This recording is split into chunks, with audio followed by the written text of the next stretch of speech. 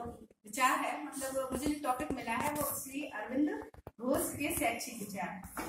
तो महर्षि अरविंद घोष जो कि एक महान लेखक, महान कवि, महान विचारक, महान संत, साधक और सबसे बड़ी बात क्रांतिकारी और राष्ट्रवादी नेता रहे हैं। इनके शैक्षिक विचारधारा जो कि हमारे लिए जन जन को प्रभावित करने वाली है। उनकी शैक्षिक विचारधारा है कि जिस प्रकार बालक का सर्वांगीण विकास होता है, तो बालक के सर्वांगीण विकास के लिए हमें शिक्षक को इस तरह से वातावरण उपलब्ध कराना चाहिए जो बालक की शैक्षिक उपलब्धि को तो बढ़ाता ही है, लेकिन उसके मानसिक विकास को भी पूर्ण करता है।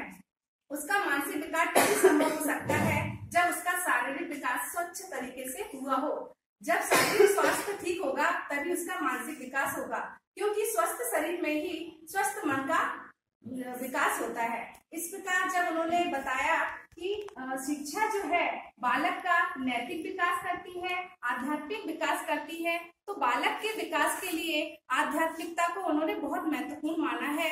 उन्होंने अनुशासन को सबसे बड़ा गुण माना है। अनुशासित यदि बालक रहे, बालक को अनुशासित यदि रहता है तो वह ब्रह्मचर्य, अनुशासन और आध्यात्मिकता का ज्ञान उसे होना आवश्यक है।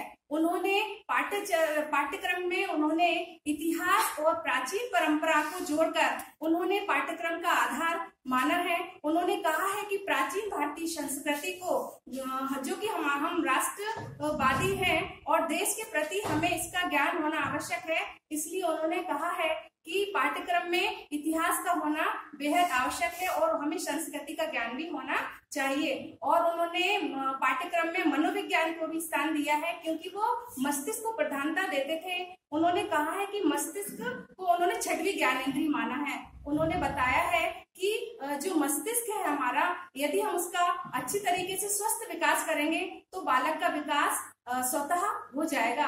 और बालक के ज्ञान के लिए उन्होंने